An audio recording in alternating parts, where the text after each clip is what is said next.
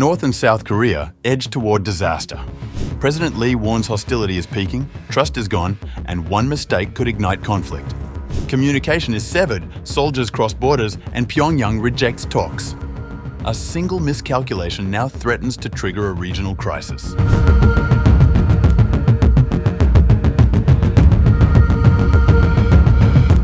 South Korean President Lee Jae-myung has warned that North and South Korea are now in a very dangerous situation, with the risk of an accidental clash looming at any moment, underscoring the urgent need for dialogue with Pyongyang.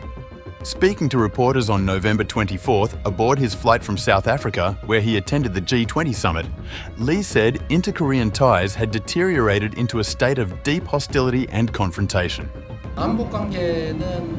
It is deeply regrettable that inter-Korean relations have become very hostile and confrontational. And in the absence of even the basic level of trust, the North is showing some very extreme wording and behavior. We have come to a point where an accidental clash could occur at any time. The North now characterizes the South as a hostile state and a sworn enemy. All communication channels were severed, and they are refusing all dialogue. This is a very dangerous situation. Despite the heightened tensions, Lee reiterated that Seoul would continue to seek communication with Pyongyang, insisting the South remained always open to engagement. If a firm peace regime between the South and North Korea is established, it would be better to cease U.S.-South Korea joint military drills. As to what the issue is, that will depend on the circumstances at the time.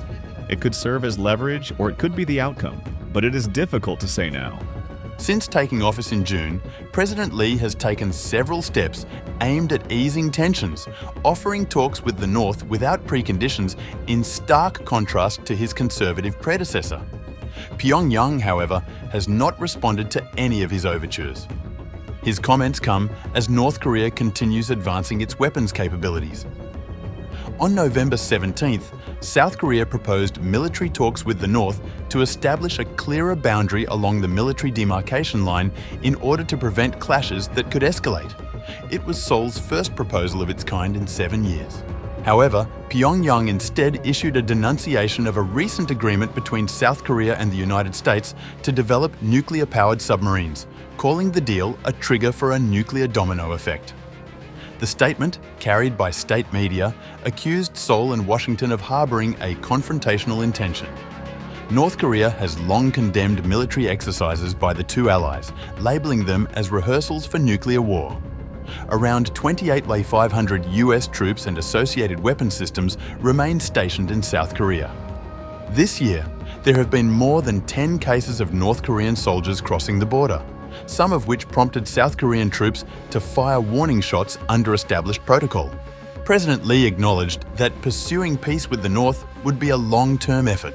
Lee's appeal for dialogue reflects growing concerns in Seoul that the absence of communication, paired with increasing military activities on both sides, has created an exceptionally fragile environment, one where miscalculation or misunderstanding could rapidly escalate into conflict.